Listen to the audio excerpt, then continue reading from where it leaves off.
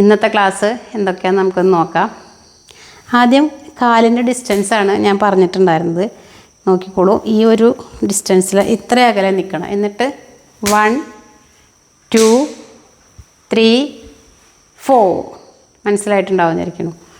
1 2 3 4 വീണ്ടും 1 2 3 4 വീണ്ടും 1 2 3 4. ഇതാണ് ഒന്നാമത്തെ സ്റ്റെപ്പ്. അപ്പോൾ നമ്മൾ വലത്തെ കാല് ചവിട്ടുമ്പോൾ വലത്തെ കൈ മലർന്നിട്ട് വേണം വയ്ക്കാൻ.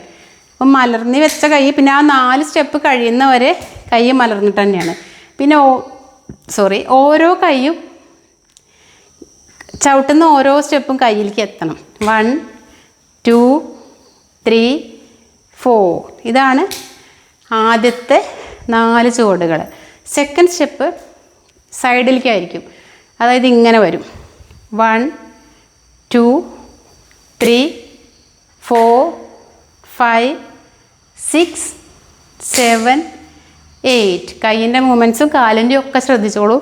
ഇപ്പോൾ ഇവിടെ ഒരു ലൈൻ കാണാണ്ടല്ലോ. ഈ ലൈനിൽ 1.5 അടി ഡിസ്റ്റൻസിൽ ഇങ്ങനെ തന്നെ വെക്കണം കാല്. അതായത് ഇങ്ങനെ വിരൽ ഈ വട്ടത്തിൻ്റെ ഉള്ളിലേക്കാവരുത്. ഇവിടെയാണ് സർക്കിളെങ്കിൽ വട്ടത്തിൻ്റെ ഉള്ളിലേക്കല്ല കാല് വരേണ്ട, ഒരേ ഡയറക്ഷനിൽ. 1 2 3. കാല് തമ്മിലുള്ള ഡിസ്റ്റൻസ് 1.5 അടി. 3 4. കൈ ഇവിടെയല്ല, ഇവിടെ. 4 5.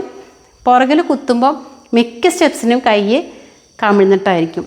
5 6 7. അടുത്ത ചവിട്ടി 7 8. കാരണം ഒരേ സ്റ്റെപ്പ് റിപ്പീറ്റ് ചെയ്യുമ്പോൾ ആദ്യം അടുത്ത ചവിട്ടി പിന്നെ അകലെ വയ്ക്കും.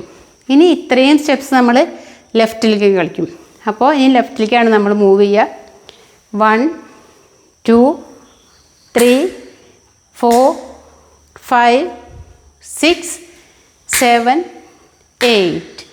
എല്ലാ ഓഡ് നമ്പേഴ്സും താഴ്ന്നോളൂ. അപ്പോൾ ആദ്യത്തെ സ്റ്റെപ്പിലാണെങ്കിലും കണ്ടോ, 1 താഴ്ന്നു, അതിൽ തന്നെ പൊങ്ങണം.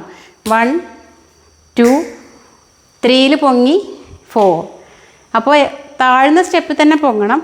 1 അവിടെ പൊങ്ങിയിട്ടാണ് 2 എടുക്കേണ്ടത്. ഓക്കെ, 3 താഴ്ന്നു, 3 തന്നെ പൊങ്ങിയിട്ടാണ് 4. 5 താഴ്ന്നു, 5 തന്നെ പൊങ്ങി. അപ്പോൾ താഴ്ന്ന സ്റ്റെപ്പിൽ തന്നെ പൊങ്ങണം. ഓക്കെ, ഇത്രയാണ് ഇന്നെടുത്തത്. അടുത്ത ക്ലാസ്സിൽ നമുക്കിത് പാട്ടിൻ്റെ കൂടെ എങ്ങനെ കളിക്കാമെന്ന് നോക്കാം. ഓക്കെ.